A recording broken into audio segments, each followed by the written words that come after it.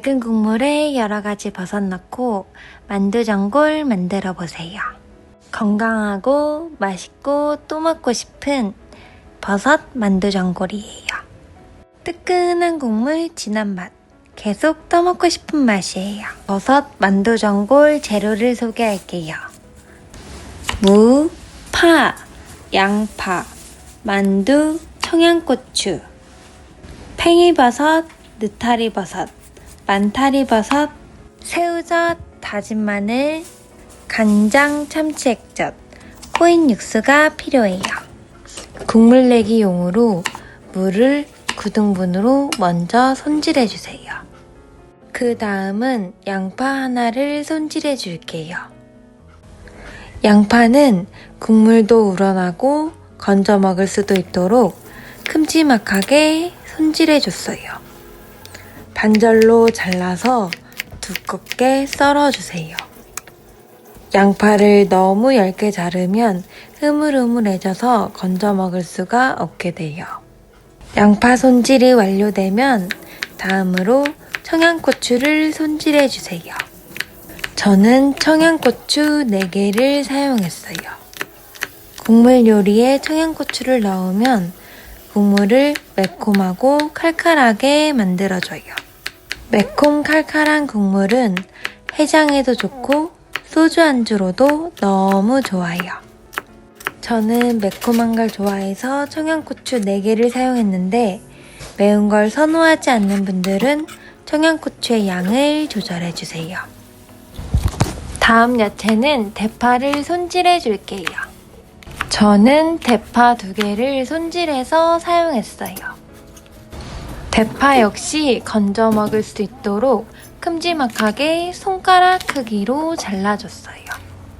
파를 일정한 크기로 잘라줬을 때 묘하게 쾌감이 느껴지는 것 같아요. 대파, 양파, 무의 야채 손질이 완료되었어요. 팬에 불을 올리고 손질해둔 무를 넣어주세요. 무는 국물을 내기 위하여 골고루 펼쳐줬어요. 무 위에 손질해둔 대파를 올려주세요. 손질해둔 야채들을 넣을 자리를 생각하면서 가지런히 놓아줬어요.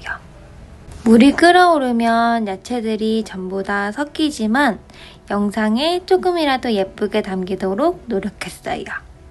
대파의 흰색 부분과 초록색 부분도 섞어서 올려줬어요.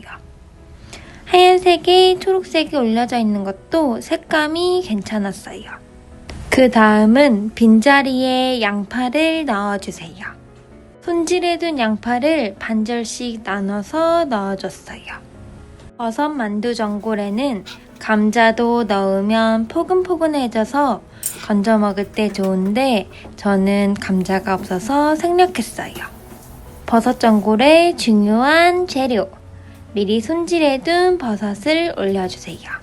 저는 팽이버섯, 느타리버섯, 만타리버섯을 사용했어요. 새송이버섯, 총알새송이버섯, 표고버섯 등 선호하는 버섯을 추가해 주셔도 좋아요. 반으로 자른 팽이버섯도 먼저 올려주세요. 양쪽에 팽이버섯으로 먼저 자리를 잡으면 서 있으면 예쁘게 생긴 느타리, 만타리버섯을 올려줄 거예요. 지난번에는 느타리버섯을 먼저 넣었는데 예쁘게 넣을 수가 없었어요. 팽이버섯 사이에 느타리버섯 머리가 위로 향하도록 놓아주세요. 양쪽에 느타리버섯을 넣고 그 다음에는 만타리버섯도 넣어주세요. 만타리버섯이 쫄깃한 식감으로 맛있는데 뿌리가 없어서 위쪽으로 세우기가 어렵더라고요. 만타리버섯까지 넣으면 버섯과 야채로 냄비가 꽉 채워졌어요. 가운데 자리가 남은 곳에는 만두를 올려주세요. 취향에 따라서 버섯과 만두 자리를 조정해주세요. 저는 가운데 만두를 넣었고 고기 만두를 먼저 넣어줬어요.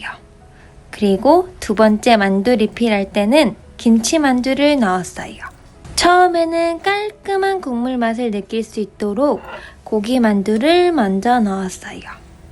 자리가 없어서 만두는 4개만 넣었는데 먹다 보면 건져 먹을 게 많아서 양이 꽤 많았어요.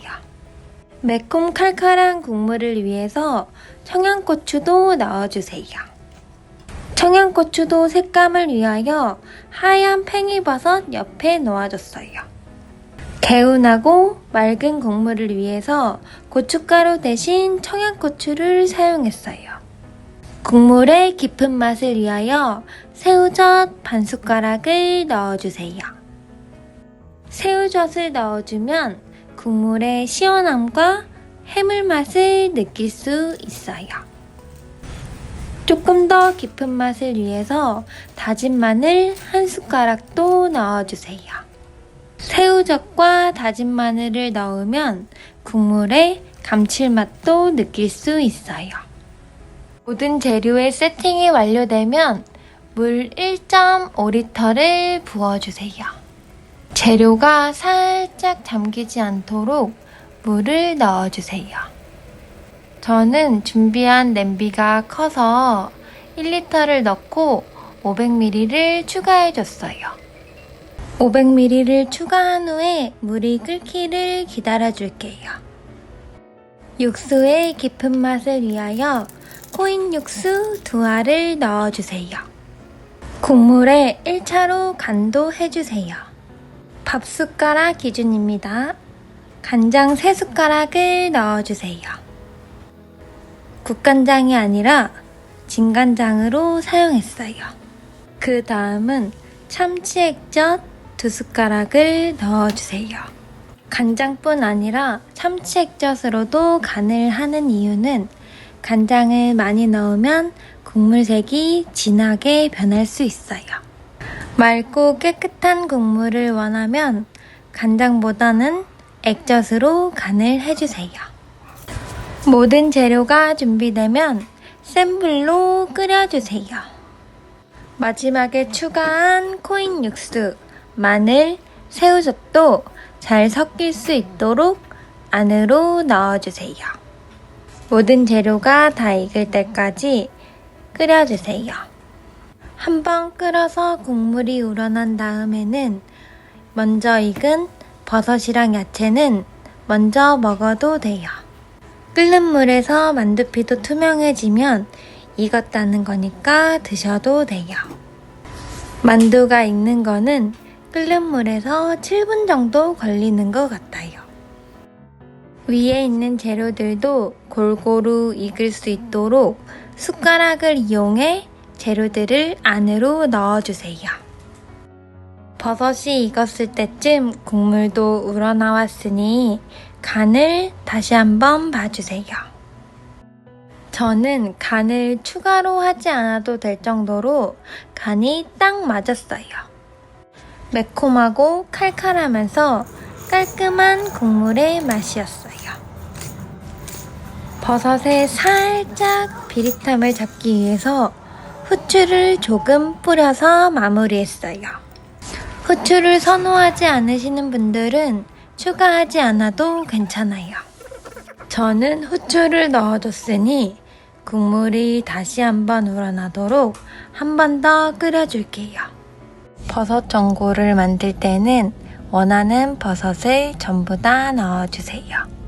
버섯 종류는 많으면 많을수록 더 많은 식감을 느낄 수 있어요. 새송이버섯, 표고버섯, 목이버섯 등 다양한 버섯을 추가해 줄 수 있어요. 저는 집에 있는 팽이버섯, 만타리버섯, 느타리버섯을 사용했어요. 전골에는 감자를 한두 개 추가해줘도 너무 맛있어요. 버섯 만두 전골을 끓이면서 찍어 먹을 소스를 만들어주세요. 간장 종지 그릇 2개를 준비해주세요. 준비해둔 간장 종지에 간장 3숟가락을 넣어주세요. 묽은 소스를 좋아하시는 분들은 물 1숟가락을 추가해주세요. 살짝 새콤함을 위해서 레몬즙도 넣어주세요. 매콤함도 추가해주기 위해서 고춧가루도 뿌려주세요. 고춧가루는 취향에 따라서 생략해 주셔도 괜찮아요. 다음은 간장 소스랑 너무 잘 어울리는 와사비도 넣어주세요. 코가 찡한 느낌을 좋아하시는 분들은 와사비의 양을 더 늘려주세요. 개인적으로 와사비는 움트리가 제일 맛있더라고요. 소스를 만들다 보면 버섯 만두 전골이 완성되었어요. 만두랑 버섯, 야채를 소스에 찍어서 맛있게 드셔보세요. 먹다 보면 맛있었던 재료가 있는데 그 재료를 추가해서 한 번 더 끓여 드세요. 저는 만두가 살짝 부족해서 만두를 추가해서 끓였어요. 두 번째 만두를 리필할 때는 고기 만두랑 김치 만두를 섞어줬어요. 처음부터 김치 만두를 넣으면 국물이 변할 수 있어서 리필할 때 넣어줬어요. 완성된 재료들과 함께 국물과 건더기를 같이 먹으면 정말 환상의 맛이에요. 추가로 넣어준 만두가 익으면 다시 맛있게 드셔보세요. 건더기를 전부 다 건져 먹으면 취향에 따라서 사리를 추가해주세요. 수제비나 칼국수 사리를 넣어서 탄수화물까지 완벽하게 섭취해주세요. 탄수화물까지 섭취하면 먹잘알의 맛돌이 한 끼 완성이에요. 든든한 한 끼 식사, 맑은 버섯 만두 전골 드셔보세요.